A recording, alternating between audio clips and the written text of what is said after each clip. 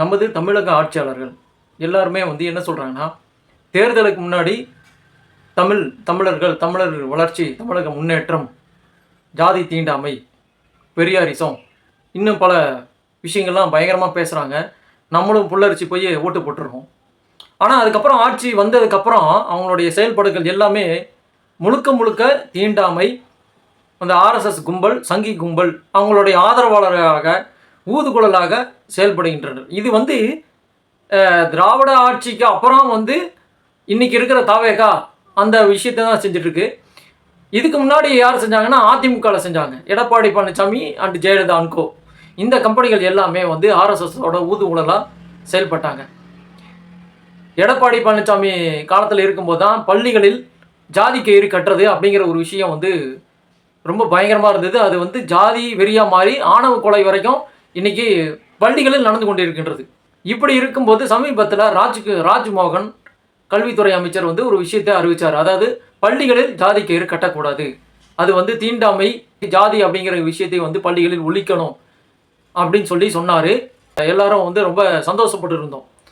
இந்த சந்தோஷம் அடங்கிறதுக்குள்ள நேற்று வந்து செங்கோட்டையன் வந்து ஒரு விஷயத்தை செஞ்சுருக்காரு. அதாவது பள்ளிகளில் இருக்கின்ற மாணவர்களுக்கு கொடுக்க போகிற ஐடி கார்டில் அவங்களுடைய பிறந்த நாள், அவங்களுடைய மொபைல் நம்பர், கட்டாயமாக வந்து ஜாதி விஷயத்தை வந்து ஒவ்வொரு மாணவர்களும் இந்த ஜாதி அப்படிங்கிற விஷயத்தை கட்டாயமாக அதில் வந்து குறிப்பிட்டிருப்போம் அப்படின்னு சொல்லி அறிவிச்சிருக்காரு. இந்த அறிவிப்புக்கு நான் வன்மையான கண்டனத்தை தெரிவிக்கிறேன். ஏன்னா நல்லா கேட்டுங்க, ஜாதி முதல்ல வந்துச்சா இடஒதுக்கீடு முதல்ல வந்துச்சான்னு கேட்டால் ஜாதி வந்தது, அதுக்கப்புறம் தான் இடஒதுக்கீடு வந்தது. சரிங்களா? இன்னைக்கு ஜாதி வந்து கட்டாயமாக எல்லா பள்ளிகளிலும், எல்லா அரசு நிலையங்களிலும், எல்லா விஷயத்துலையும், எல்லா மட்டத்துலையும், போலீஸ் ஸ்டேஷன், நீதிமன்றம் எல்லாத்துலேயும் வந்து கட்டாயமாக ஜாதி ஒழிக்கணும் அப்படிங்கிற ஒரு விஷயத்தில் எல்லாரும் வந்து இன்றைக்கி ஒரு முனைப்போடு எல்லாரும் செயல்பட்டு கொண்டிருக்கிறார்கள்.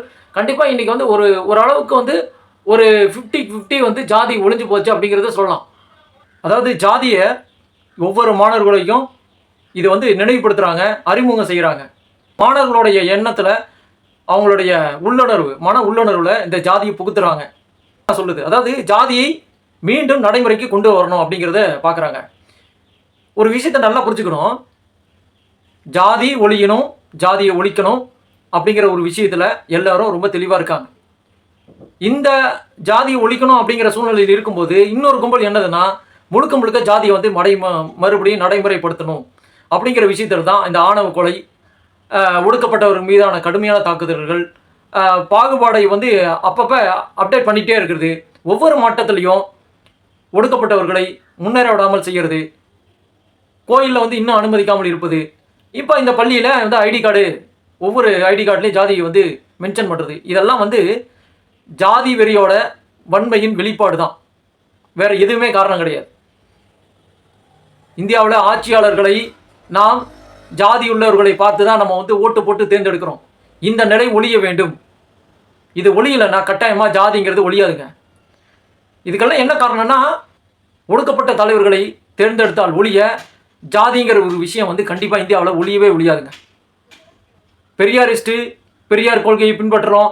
போன வாரம் தான் விஜய் வந்து ஒரு விஷயத்தை சொன்னார். அதாவது பெரியாரை கட்டாயமாக பின்பற்றுறோம், ஆனால் நாங்கள் வந்து கடவுளோட மறுப்புலேருந்து நாங்கள் கண்டிப்பாக வேறுபடுறோம் அப்படின்னா என்ன அர்த்தம்னா, அது முழுக்க ஆர்எஸ்எஸ் அப்படிங்கிற ஒரு மனநிலையை வந்து விஜய் கிட்ட இருந்து தெளிவாக தெரியுது.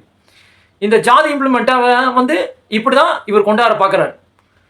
ஒரு வகையில் வந்து ஜாதி இல்லை, ஜாதி கயிறு கட்டக்கூடாது அப்படின்னு சொல்லி போட்டுக்கிறாங்க. அதே வந்து ஐடி கார்டாக மாற்றி போட்டுக்கணும் அப்படின்னு சொல்கிறாங்களா?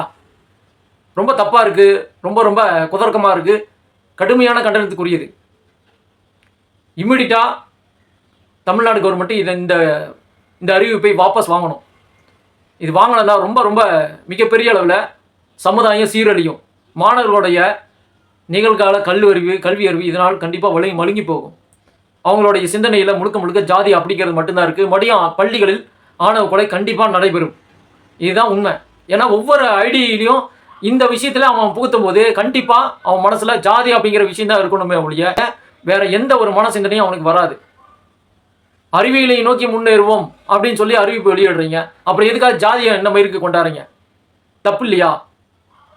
எனவே இந்த உத்தரவை உடனடியாக ரத்து செய்ய வேண்டும். சமூக நீதியில் நிலைநாட்ட பாருங்க. சமுதாய முன்னேற்றத்தை பேண பாருங்க. இது இந்த வழிக்கு சரி வராது. ஜாதிய சிந்தனையோட கட்டாயமாக வாழாதீங்க. ரொம்ப கஷ்டம், ரொம்ப தப்பான ஒரு நடைமுறைக்கு கொண்டு போயிடும்.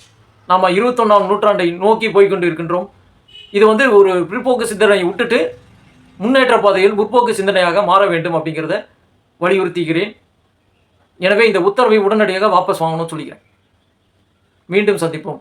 நன்றி, வணக்கம்.